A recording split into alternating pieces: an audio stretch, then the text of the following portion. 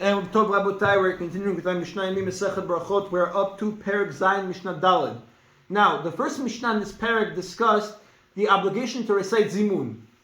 However, this Mishnah now is going to give us a chidush that once the group becomes obligated in reciting Zimun, they can no longer break apart. Let us see the Mishnah.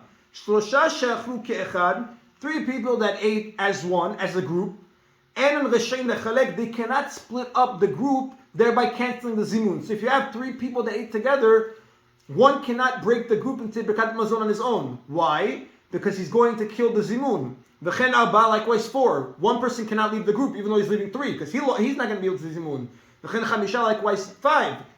However, the Mishnah shisha nechlakin, 6 people can split, ad asara, up to 10. Why? Because if they split, 4 went here, 3 went there, 3 here, and 3 here, they can each do their own zimun. It's not preferable because it's better to do berov am hadrat melech, to praise God with more people. However, it's allowed ad asara until you hit 10. Once you hit 10, the Rab says that now you become obligated in zimun with Hashem's name. And that you cannot break. The Mishnah says, v'asara enan nechalakin ad shu isrim, until you hit 20. Because now if you have a group of 13, 14, 15, those 5 that want to split up and do their own zimun are not going to be able to say Hashem's name. That's not allowed. So from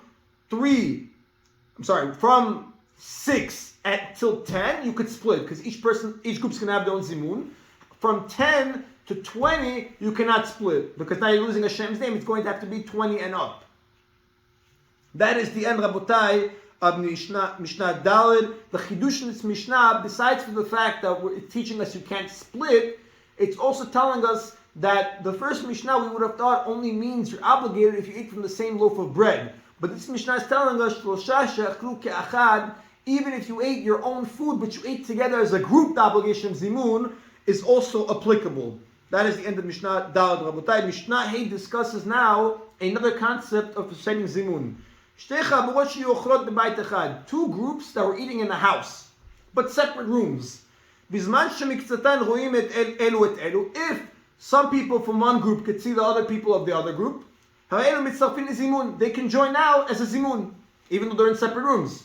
However, if no one can see anyone at all, each group recites zimun on their own. The Rab adds, however, if you have a waiter serving both groups, one waiter, he combines both groups even if they cannot see each other. The Mishnah concludes, Rabbi Eliezer says that in the times of Chazal, the wine was very strong. You were not able to drink it until you poured in water to dilute it.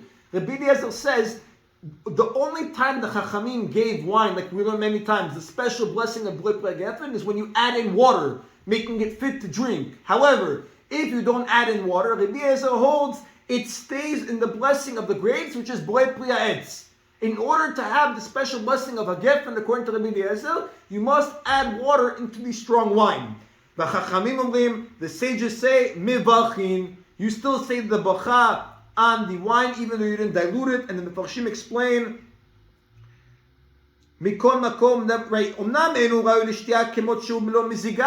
granted, what Rabbi Eliezer is correct. You can't drink it because it's strong. Nevertheless, it's unique for a different drink. It was wine that they would add in different spices, different mixtures. Therefore, since it has some use, even though it's a very strong wine, it still can be considered full status of wine to recite at Blei Plei Geffen, because you can change it to make it a good status. You can add in spices, you can add in the tablinim. The halacha follows the chachamim that in order to recite a geffen, you do not have to dilute the wine, but they agreed to Rabbi Eliezer that by Birkat Hamazon, we'll learn later on, you have to dilute the wine, you have to add in water, because since it's being recited on Birkat Hamazon, it has a important status. You have to make it chashuv and mufchal, the choicest form of the wine. That is the end of Mishnah.